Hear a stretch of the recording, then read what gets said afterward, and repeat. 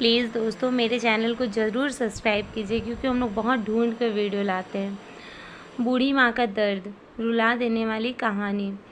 बिमल बहुत परेशान था। उसे समझ में नहीं आ रहा था कि वो इस परिस्थिति से कैसे निपटे। वो अपनी माँ को बहुत चाहता था, किंतु उसकी पत्नी और बच्चे उसकी माँ से बहुत दूर भागते थे, क्योंकि उसकी माँ को एक आँख नहीं थी। साथ ही उनकी कमर भी झुकी हुई थी। वैसे वो अपना काम सब खुद कर लेती थी, किंतु फिर भी वो उसकी पत्नी और बच्चों के लिए हमेशा खटकती है। दादी, आप ऊपर के कमरे में जाओ, मेरे दोस्त आ रहे हैं। बिमल के बेटे अखिल ने बड़ी बेरुखी से कहा। पर बेटा, मैं तो यहाँ बहुत दूरी बैठी हूँ। बिमल की माँ ने बहुत प्यार से कहा। नहीं, आप उनके सामने मत रहो, वो मुझे चिढ़ाते हैं। अखिल ने ज़ोर से डांटते हुए कहा। क्या हुआ अखिल, क्यों चिल्ला रहे हो? बिमल की पत्नी कामनी ने किचन से आवाज़ लगाई। देखो ना माँ, ये दादी यहीं ड्राइंग रूम में बैठी है और मेरे दोस्त आ रहे हैं। अखिल ने शिकायत भरे लहजे में कहा। माँ जी, आप ऊपर चली जाओ, क्यों हम लोगों को लजवाती हो? कामनी ने बेटे का पक्ष लेते हुए कहा। बेचारी सरस्वती चुपचाप उठकर जीने के सहारे ऊपर जाने लगी। कमर झुकी हुई होने के कारण उन्हें ऊपर जाने में थोड़ी परेशानी होती थी, किंतु वो पूरी ताकत से ऊपर एक अकेले कोने वाले कमरे में जाकर बैठ गई। बिमल बाजू के कमरे से सब सुन रहा था। उसे कष्ट हो रहा था कि उनकी माँ को अपमानित होना पड़ रहा है, किंतु वह असहाय था। अगर वो कुछ कहता तो पत्नी और बच्चे उसका विरोध करने लगते थे। दूसरे उनके तर्क भी सही लगते थे। चूँकि वो एक प्रशासनिक अधिकारी था, उसका सामाजिक स्तर बहुत ऊंचा था। उसकी ससुराल भी एक उच्च घराने में थी, अतः वह चुपचाप इस तरह हर दिन अपनी माँ को अपमानित होते देखता रहता था। रात को बिमल की पत्नी ने कहा, देखो जी, अब कुछ करो। कल कलेक्टर साहब की पत्नी आई थी। माँ जी अपनी देशी धुन धारा में उनसे मिली। मुझे बहुत शर्म आ रही थी बताते हुए कि ये मेरी सास है। मैंने कह दिया कि यह दूर की रिश्तेदार है, इलाज कराने आई है। बिमल को रोना आ गया, किंतु फिर भी वह चुप रहा। उसे समझ में नहीं आ रहा था कि वह क्या करे। अपने बेटे की मन स्थिति को सरस्वती अच्छी तरह से जानती थी और बेटे को कोई कष्ट न हो, इसीलिए वह हर बात को चुपचाप सह लेती थी। बिमल बहुत उदास रहने लगा। एक तरफ परिवार और सामाजिक स्तर पर जीने की प्रतिबद्धता थी और दूसरी तरफ उसकी माँ। आखिर माँ ने अपने बेटे की यह हालत नहीं देखी गई। एक दिन उसने अपने बेटे से कहा, बिमल, बहुत दिन हो गए, मैं अपने गांव जाना चाहता हूँ, मुझे वहाँ पहुँचा दो।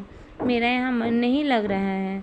किंतु माँ, वहाँ तो कोई नहीं है, तुम्हारी देखभाल कौन करेगा? बिमल ने आश्चर्य से पूछा।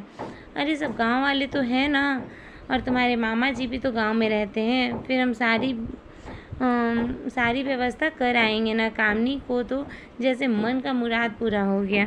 हाँ बेटा, बहू सही कह रही है, सरस्वती ने लंबी सांस लेते हुए कहा। बिमल जानता था कि गांव में माँ की देखभाल करने वाला कोई नहीं है, लेकिन अपनी पत्नी की जिद के कारण वह अपनी माँ को गांव छोड़ने पर विवश हो गया। माँ को गांव छोड़कर आते वक्त उसे रोना आ रहा था तथा अपने बेवशी पर गुस्सा भी आ रहा था, किंतु परिवार, पत्नी और समाज ने उसके इन मदों भावों को दबा दिया था। वो सुकून सा महसूस करने लगा। कुछ दिनों के बाद उसके चाचा, जो अमेरिका में रहते थे, वो भारत आए थे। उसके आने के बाद वो पूरा परिवार और आसपास बहुत उत्साहित था। अमेरिका से बिमल के डॉक्टर चाचा आ रहे थे। डॉक्टर रमेश ने जैसे ही घर में कदम रखा, सब ने मिलजुल कर खूब उत्साह से उनका स्वागत किया। क्यों बिमल, भाभी नहीं दिख रही है, कहाँ है? डॉक्टर रमेश ने उत्सुकतापूर्वक पूछा। जी, वो गांव में रहती है, यहाँ उनका मन नहीं लगता, कामनी ने सपाट से उत्तर दिया। डॉक्टर रमेश ने बिमल की ओर देखा तो बिमल ने अपनी आंखें झुका ली। डॉक्टर रमेश सब समझ गए। बोले, कल हम भाभी से मिलने गांव चलेंगे सब लोग। दूसरे दिन सभी लोग गांव के घर में पहुंचे। देखा कि सरस्वती को बहुत तेज बुखार था और वो पलंग पर असहाय पड़ी थी। डॉक्टर रमेश दौड़कर सरस्वती जी के पास गए, उनके पैर छूकर रोने लगे। सरस्वती की ये हालत उनकी कल्पना से परे थे। वाह बेटा विमल, तूने तो नाम उजागर कर दिया। मुझे सब पता चल गया है भाभी, आप चुप रहो। क्यों बहू, तुम्हें अपनी सास की कुरूपता पसंद नहीं आई? समाज में तुम्हें नीचा देखना पड़ता है ना। डॉक्टर रमेश ने कामनी की ओर व्यग्र से देखा। कामनी निरुत्तर होकर विमल को देखने लगी। आज तुम जिस सामाजिक स्तर पर हो वो इन्हीं के संघर्षों की देन है। और बेटा विमल, तुम्हें शायद मालूम न हो कि बचपन में जब तुम 1 साल के थे तब छत से नीचे गिरने के कारण तुम्हारी एक आँख फूट गई थी और तुम्हारी रीढ़ की हड्डी में भी समस्या आ गई थी। तब तुम्हारी इस कुरूप माँ ने अपनी एक आँख और अपना एक बोन तुम्हें देकर अपना सुंदर स्वरूप खो दिया। कामनी बेटा, इतने सालों तक संघर्ष करके बेटे को प्रशासनिक अधिकारी बनाने वाली इस संघर्षशील औरत को तुम लोग ने यह दशा कर दी। तुम्हें ईश्वर कभी माफ़ नहीं करेगा। डॉक्टर रमेश की आंखों से अश्रु जल भर धारा बह रही थी।